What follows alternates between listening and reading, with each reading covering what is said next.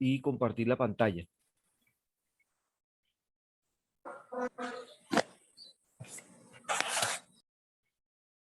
Bien, vamos a dar inicio entonces a la que debe ser la clase número 10 correspondiente a la semana 11 de la asignatura de instrumentos de aplicación de planes.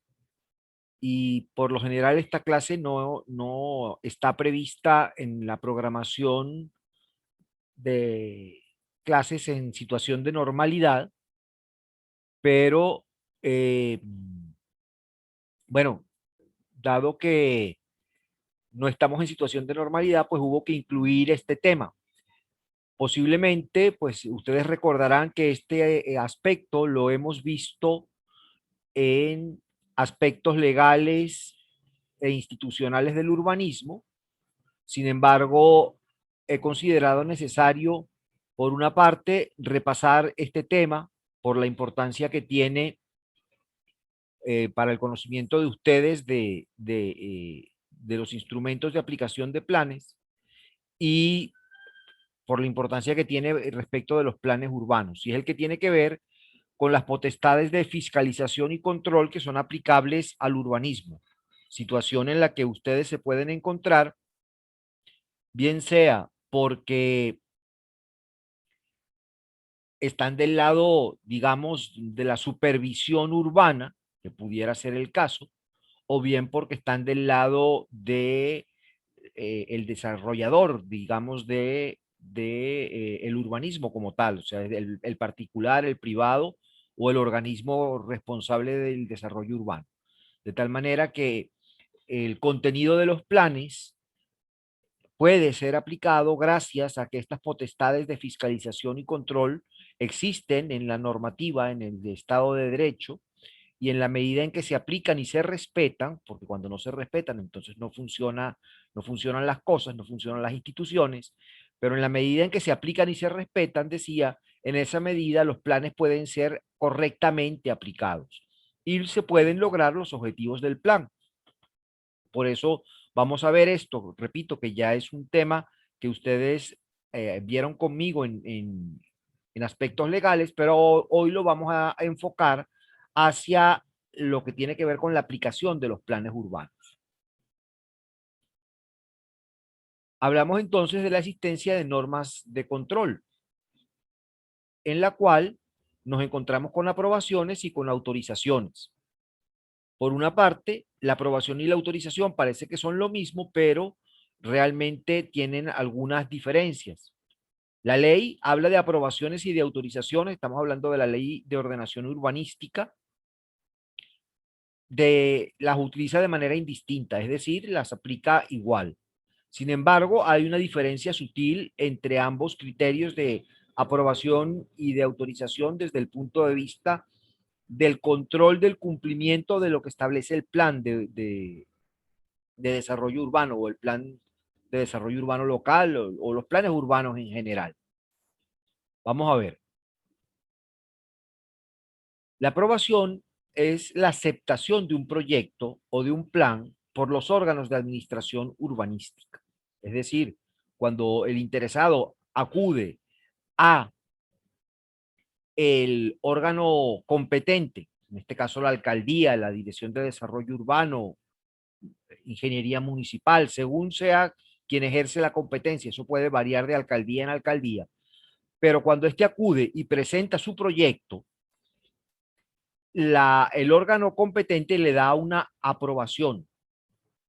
Por ejemplo, cuando se aprueba un proyecto de urbanización. Y para aprobarlo, el proyecto tiene que estar en concordancia, no puede contradecir el plan de desarrollo urbano.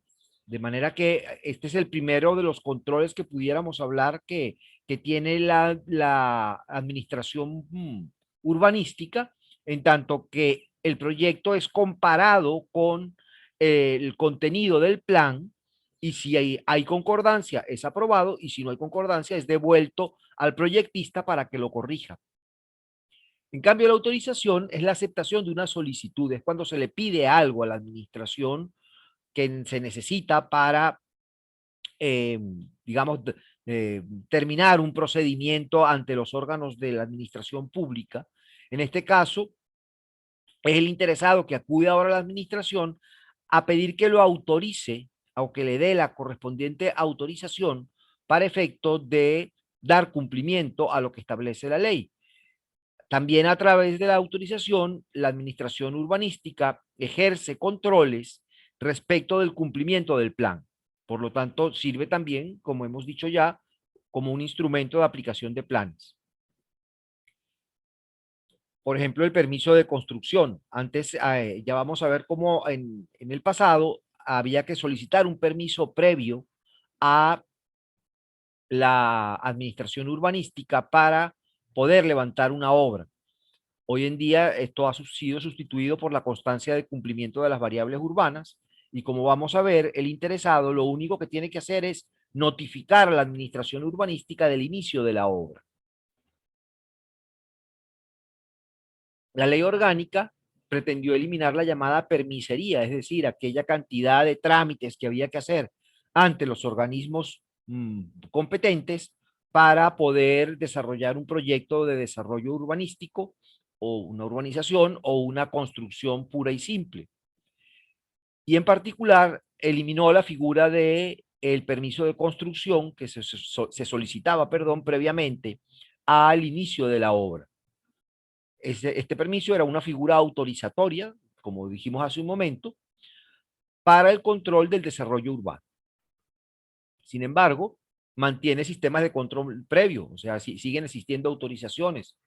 Hay sistemas de control concomitante, que son los sistemas con los cuales la administración pública, la administración urbanística, realiza un control al momento que se va desarrollando la construcción. Por eso se llama concomitante, porque sí, significa que es al momento.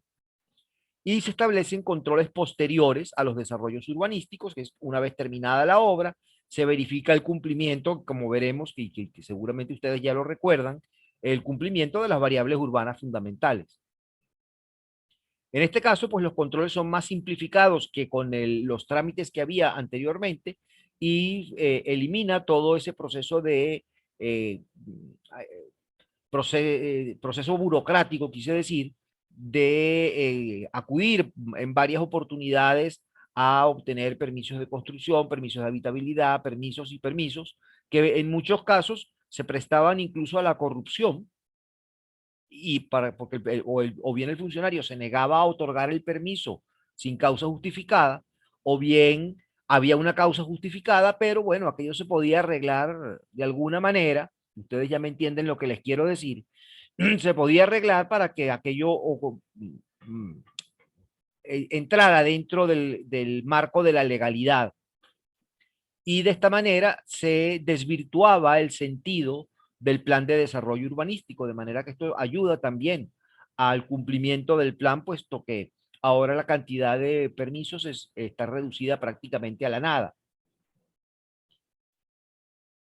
En cuanto al control previo, este se lleva a cabo, se desarrolla a través de las consultas previas. Recordarán ustedes que el interesado, el constructor, el urbanizador, tiene la posibilidad de acudir ante la alcaldía para solicitar y para que la alcaldía le indique cuáles son las variables urbanas fundamentales. Este es el primer proceso de control, decirle entonces al interesado, mire, estos son los límites bajo los cuales usted puede construir. Esta es la cantidad de pisos que puede levantar en su edificio. Por ejemplo, esto es la variable ambiental que tiene que cumplir y respetar para garantizar la protección del ambiente, los parques. Estos son los espacios en los cuales tiene que haber eh, áreas de esparcimiento o zonas de actividad comercial. En fin, hay una cantidad de variables que ya nosotros hemos estudiado aquí también en clase como instrumento de aplicación de planes y que tienen, digamos, que su primera expresión en este proceso de consulta previa. Esta consulta, recordarán, no es obligatoria, pero es conveniente hacerla para conocer bajo qué variables y bajo qué límites se puede llevar adelante el desarrollo urbanístico. Adicionalmente, para las urbanizaciones, las condiciones generales de urbanización o parcelamiento y el nivel de dotación de las obras de servicios públicos, que son elementos esenciales en una urbanización. Esto forma parte también de el control que ejerce la autoridad municipal, indicándole al proyectista, al urbanizador, bajo qué condiciones va a desarrollar su proyecto y cuál es el nivel de dotación de obras para los servicios públicos que son esenciales en el desarrollo urbano como tal. Esto está en el artículo 81 de la Ley Orgánica de Ordenación Urbanística y como decía, estas consultas son potestativas del propietario.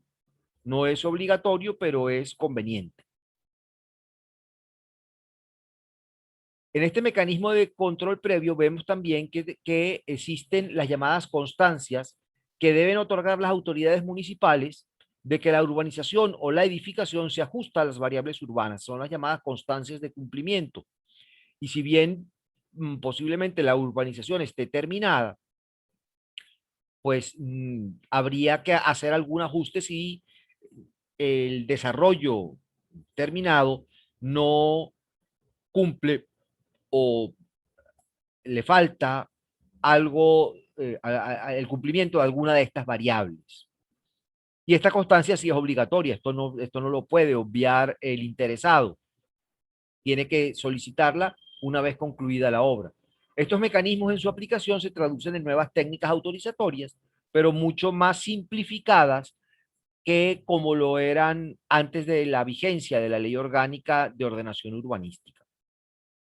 Estos se puede ampliar en el trabajo de Bruer Carías, que ya yo se los he referido y que pueden acceder a él en el link que tenemos siempre al final de las clases cuando nos referimos a la bibliografía recomendada. En cuanto a este control previo del que venimos hablando, las constancias siempre deben obtenerse tanto para las urbanizaciones como para las edificaciones. En ambos supuestos, en ambos casos, es necesario que el constructor acuda ante la autoridad municipal a solicitar la constancia de cumplimiento de sus variables urbanas. Cuando se trata de urbanizaciones, no se puede iniciar la construcción si no se ha obtenido previamente. Aquí sí, sí entonces tiene un contenido de obligatoriedad, básicamente porque la construcción de la urbanización debe de iniciarse con las indicaciones que da la administración urbanística y que se derivan del plan de desarrollo urbano. No puede salirse de, por ejemplo, de la infraestructura de dotación de servicios públicos requerida para el tamaño de la urbanización de acuerdo a la dimensión del terreno, por ejemplo. El número de habitantes y la densidad poblacional, que es como técnicamente se le llama, puede tener también alguna limitación que debe ser indicada previamente, ya que si se llegan a construir más soluciones habitacionales, casas o con lo que se construya, superando los límites de densidad poblacional, pues estaríamos contradiciendo el plan, de ahí que esto tenga que ser previamente señalado. En cambio, en el caso de las edificaciones, las obras pueden iniciarse sin que se haya obtenido la constancia. Por supuesto, esto siempre va a ser a riesgo del propietario. Y antes de entrar al procedimiento para la constancia, bueno, decir que el propietario sí tiene que solicitar, pero una vez terminada la obra, la constancia de cumplimiento. Luego nos vamos a referir a ello. Lo primero que tiene que hacer entonces en el caso tanto de la construcción como la urbanización es notificar previamente a la administración municipal, a ingeniería municipal, a la oficina de desarrollo urbano, repito, como esté organizada la alcaldía, debe hacer una notificación previa de la intención de construir. Es lo que podríamos agregar o añadir, a esto le podemos añadir la solicitud de constancia de ajuste a las variables urbanas fundamentales. Luego, la certificación de capacidad de los servicios públicos, que esta debe ser respondida en 30 días. Y la respuesta a la solicitud de constancia de ajuste a las variables urbanas, que en el caso de las urbanizaciones tiene un plazo de 90 días continuos, no hábiles, sino continuos. La administración pública tiene 90 días continuos para responder si se ha dado cumplimiento a las variables urbanas que correspondan. Y en el caso de las edificaciones, este plazo es de 30 días también continuos, en los cuales debe responder la administración municipal. Nos encontramos con una figura del silencio positivo. Esto es una situación excepcional en el derecho venezolano, pero fue, digamos, incluido dentro de la ley en beneficio básicamente de los ciudadanos.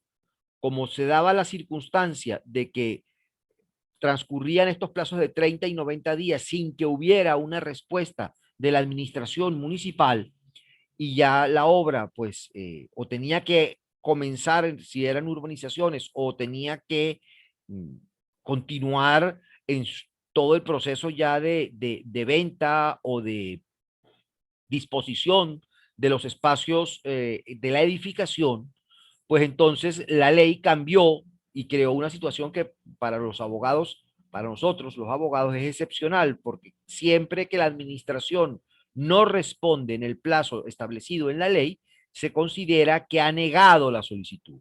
Sin embargo, vemos cómo la Ley Orgánica de Ordenación Urbanística considerará que han sido concedidas las autorizaciones y las constancias, obviamente, si la administración no responde dentro de estos plazos que acabamos de ver, 30 días para edificaciones, 90 días para urbanizaciones. En consecuencia, si no hay respuesta del órgano municipal, se entenderá que fue aprobada la construcción. Los municipios están obligados a otorgar esa constancia. Entonces, nosotros tenemos un caso en Chacao, donde se abrió un procedimiento de multa, por ejemplo, por un exceso en la cantidad de metros cuadrados de construcción de una torre. Y resulta que por procedimientos compensatorios, por ejemplo, con la construcción de unas escaleras de emergencia, eso ocurre técnicamente, a lo mejor ustedes lo han visto en alguna otra materia, pero por ejemplo, ese exceso de metros cuadrados de construcción construidos se puede, no digamos reducir porque ya está construido, pero se puede compensar haciendo otro tipo de construcciones. Por ejemplo, el colocar una escalera de emergencia en una de las fachadas laterales de la torre del edificio. Bien, cuando se le había abierto a este ciudadano un procedimiento por incumplimiento de las variables, cuando construyó la escalera, se ajustó a las variables porque ya la cantidad de metros de construcción en exceso había sido compensada con la escalera de la que estamos hablando. Y en consecuencia, cuando fue a solicitar la constancia de cumplimiento de las variables, como la administración no podría contradecirse a sí misma, decir sí las cumpliste, pero ahora no las cumpliste, o al revés, o no las cumpliste, pero sí las cumpliste, entonces simplemente no le respondió al ciudadano. Y se consideró que le había concedido el permiso y la constancia de cumplimiento de las variables.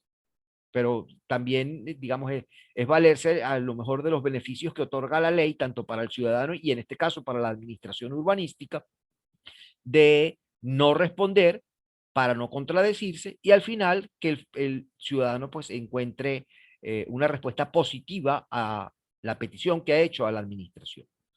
En caso de que haya negativa o abstención, entonces el particular puede intentar el recurso contra las conductas omisivas de la administración o la nulidad en el caso de la negativa. Esto está en el artículo 55 de la Ley Orgánica para la Ordenación del Territorio. El control concomitante, que es la otra de las modalidades de las que estábamos hablando, se lleva a cabo en primer lugar a través de la figura de la inspección. Los organismos municipales tienen la potestad de inspeccionar la construcción y la urbanización en el momento en que se están desarrollando. Esto para verificar precisamente el cumplimiento de las variables urbanas fundamentales y también de las normas técnicas nacionales en cuanto a urbanismo y construcción, estas normas que son básicamente de Covenín, en las cuales se fijan los requisitos de calidad que deben tener las construcciones y las urbanizaciones de acuerdo a los criterios de la misma norma. Y lo puede hacer directamente o contratar servicios profesionales para hacer esta inspección. Puede contratar una empresa dedicada, por ejemplo, a la ingeniería civil, que haga la inspección y compare la obra que se va construyendo con el contenido de las variables urbanas fundamentales que corresponden al espacio donde se está desarrollando el proyecto. Y el inspector emitirá un informe en el cual le dirá a la administración municipal se ha cumplido con las variables o no se ha cumplido con las variables. Esto está en el artículo 90 de la Ley de Ordenación Urbanística. De toda inspección debe elaborarse un acta y el acta se elabora en el mismo sitio de la obra. Normalmente cuando hay alguna situación irregular, ocurre que la parte interesada, el que está desarrollando la obra, se niega a firmar el acta, pero en todo caso tiene valor suficiente lo dicho por el inspector y tendría que ser posteriormente desvirtuado ante un procedimiento que debe llevarse a cabo de impugnación del acta ante la autoridad municipal. El acta debe entregarse en copia al profesional residente o al propietario, este es el interesado al que me estoy refiriendo, y él debe firmar el original, pero ya dijimos que podría negarse a ello, como constancia de haberla recibido. Artículo 97 de la Ley Orgánica de Ordenación Urbanística. Luego tenemos la llamada instancia popular al control, según la cual, de acuerdo al artículo 104 de la Ley Orgánica de Ordenación Urbanística, toda persona, asociación de vecinos, que hoy ya prácticamente no existen, han sido sustituidas por los llamados consejos comunales, pero también habla la ley de otro tipo de organizaciones gremiales, sociales, culturales, deportivas u otras que funcionan en la comunidad, el caso de los consejos comunales, puede requerir de los órganos administrativos de control, sean nacionales o municipales, que adopten medidas para el cumplimiento de los planes urbanos. De forma tal que aquí tenemos otro instrumento que permite la aplicación del plan. Y es decir, que en caso de que no haya acciones de control por parte de la autoridad urbanística, los vecinos, las organizaciones populares que funcionan en el lugar, pueden acudir ante la autoridad, por lo general es la autoridad municipal, para que tome las medidas necesarias y se cumpla los contenidos del plan. De manera que aquí nos ofrece la ley otro instrumento de aplicación de planes que ya lo habíamos visto antes como parte de los aspectos legales, pero que hoy en día lo podemos validar como instrumento de aplicación de planes. Y luego tenemos el componente sancionatorio de esta normativa dentro del mismo control concomitante, porque al verificarse el incumplimiento de la legislación urbanística, sea que hay edificaciones o urbanizaciones, pues la administración municipal puede imponer una sanción, tiene una potestad sancionatoria que le da la ley y que obliga a que se ajuste a los contenidos del plan. Aquí tenemos entonces a través de las sanciones otro instrumento de aplicación de planes a través de la vía sancionatoria. Bien sea porque la sanción obliga a corregir, modificar, paralizar o demoler la obra, según sea el caso, y a través de la imposición de multas, que por lo general en las ordenanzas municipales, esto por supuesto varía de municipio a municipio, pueden ser conjuntas.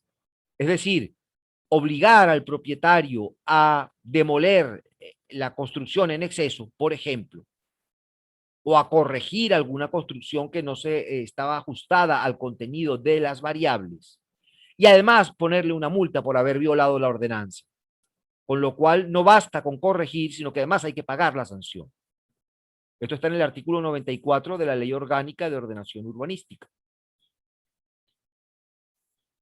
En materia de sanciones también hay que señalar que serán sancionados quienes no notifiquen la intención de iniciar una obra a las autoridades locales. Ya dijimos que este es el paso inicial, lo primero que hay que hacer antes de comenzar a desarrollar un proyecto, a hacerlo efectivo, a construir, pues hay que notificar a las autoridades locales y aunque cumpliera con las variables urbanas fundamentales, pueden ser sancionados por no haber cumplido con la notificación previa.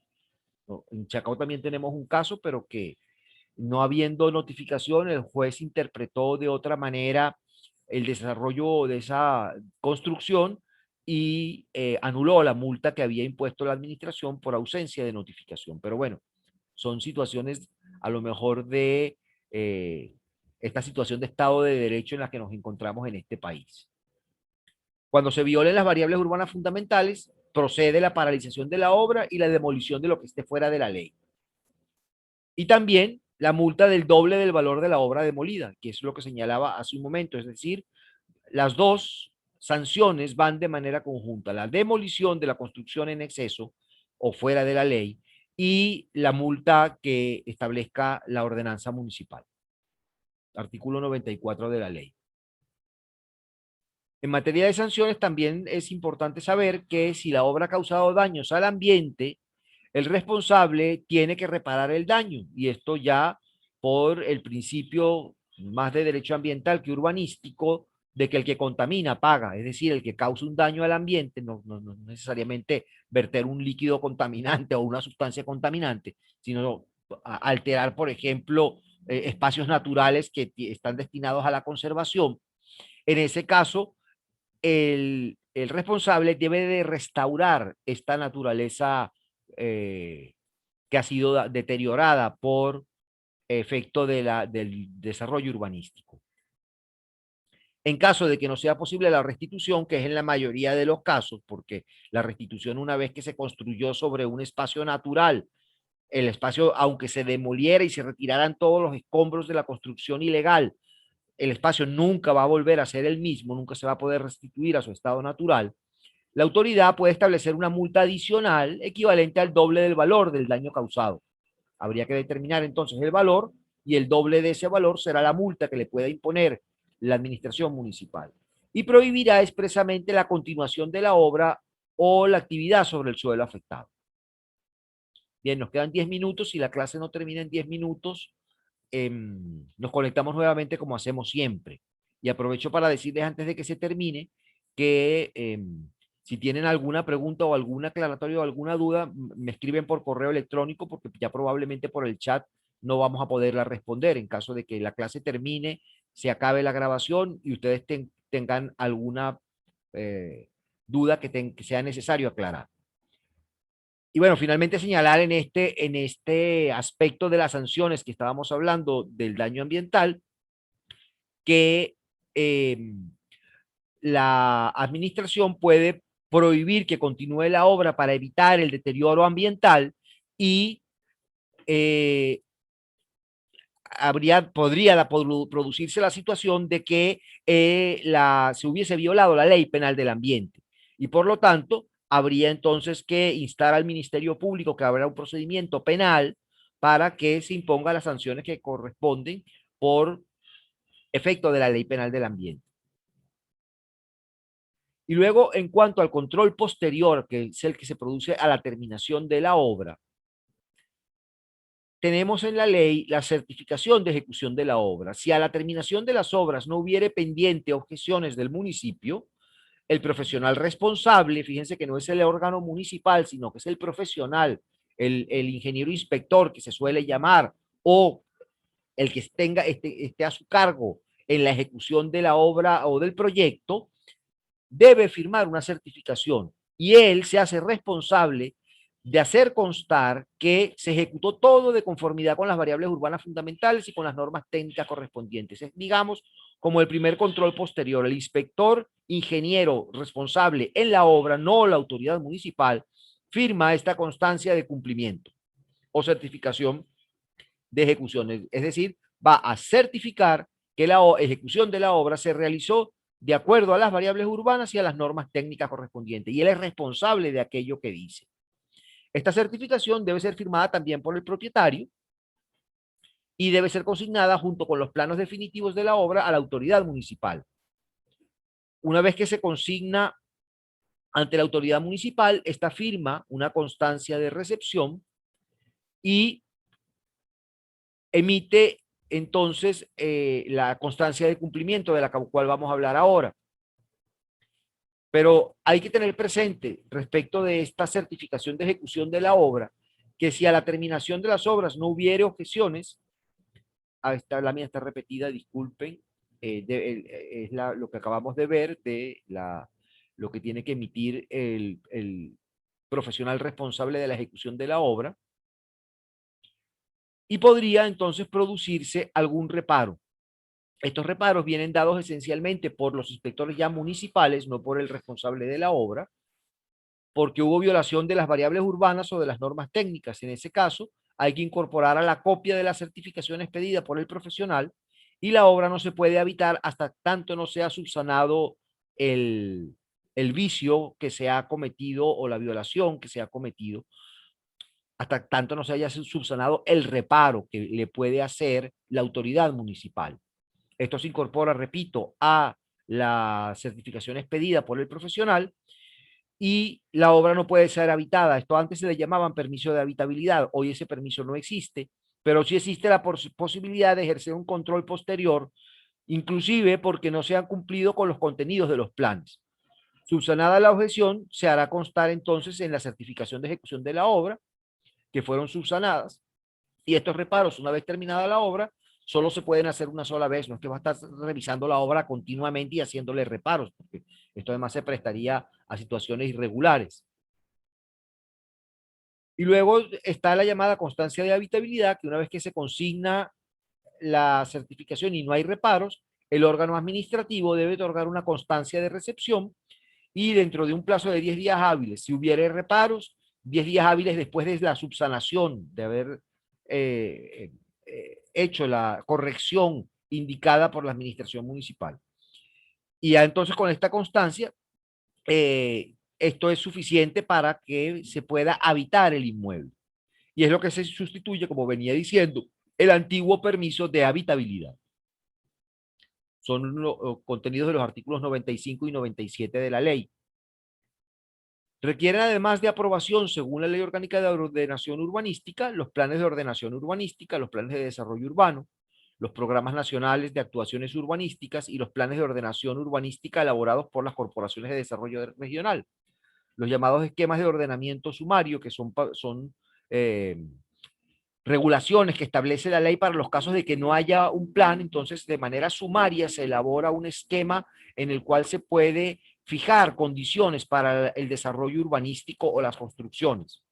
También a través de las zonificaciones o rezonificaciones, que también requieren de aprobación, y planes especiales que haya para lugares específicos, incluso que tengan que ver con áreas naturales o espacios de recreación urbana, por ejemplo.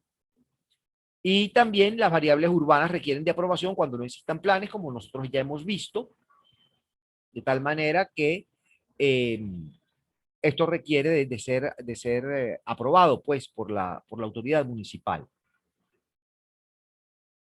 También ya a mayor escala, la creación de nuevos centros poblados y ciudades, cambios de zonificación por los consejos municipales, urbanizaciones de terrenos, edificaciones, todas estas requieren de este proceso de aprobación, tal como lo hemos visto en la clase que hemos tenido hoy. Aún quedan 3 minutos. Bueno, aquí tienen el material de apoyo. Está el trabajo de la profesora Sandra, que lo hemos referido varias veces, y el link, y la cita de Brewer Carías que les hice hace un momento, donde ustedes pueden ver en este documento en PDF, que está descargable si no lo han bajado, pueden ver lo que Brewer opina pues, sobre la interpretación de estas normas de las que hicimos este repaso general. Bien, con esto terminamos la clase. Nos quedan 3 minutos. Si hay alguna pregunta o algún comentario, pues podemos escucharlo ahora. Tenemos tiempo suficiente. O lo escriben por el chat, porque yo no estoy oyéndoles bien. Tengo aquí un problema con el sonido.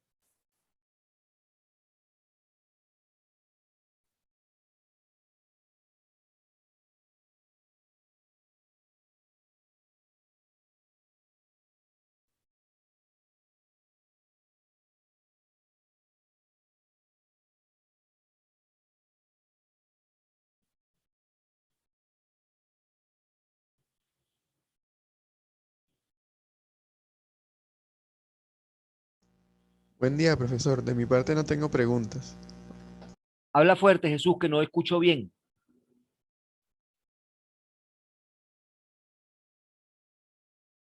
Buen día, profesor. No, bueno, solamente digo que de mi parte en este momento no tengo preguntas. Ah, ok, ok, Gracias por la está bien, ahora clase. sí te escuché. Bueno, José, Belén, Isabela, si tienen alguna pregunta o alguna aclaratoria.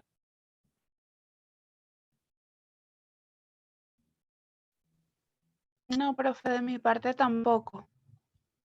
Bueno, yo quiero recordarles entonces que la semana que viene, que ya es para nosotros la semana 12, ustedes deben de presentar el trabajo. Entonces, posiblemente les voy a enviar un correo para que esto no se olvide, pero la idea es que ustedes expongan el trabajo en en la clase, en la hora de clase, aquí a través de Zoom. Si quieren usar algún material de apoyo, pueden emplearlo. Si quieren enviarme a mí el material de apoyo y yo lo voy viendo mientras ustedes van haciendo la exposición y yo los voy escuchando, también lo podemos hacer de esa manera, como resulte más práctico para todos, digo porque no todo el mundo puede compartir pantalla, yo tendría que ponerme acá con cada uno a hacerlo co-hospedador o co-host, como se le llama usando el término en inglés, de manera que, bueno, de la manera que sea más práctica lo haremos, pero a mí me interesa ver el trabajo de ustedes, ver el material de apoyo y escucharlo, la exposición sobre la explicación del plan que seleccionaron y los elementos que ustedes encontraron allí. De manera que nos conectaremos igualmente a las 7 de la mañana. Cada uno tendrá unos 10 minutos para exponer, porque además a los 40 minutos ya saben ustedes que el Zoom se corta. Y después de esos 40 minutos, pues yo haré la evaluación correspondiente. Y si hay oportunidad, pues haremos una ronda de preguntas y respuestas. No estoy muy seguro de ello porque el tiempo no ayuda, pero si hubiera oportunidad, pues también esto formaría parte de la evaluación. De manera que entonces les pido igual que seamos lo más puntuales posibles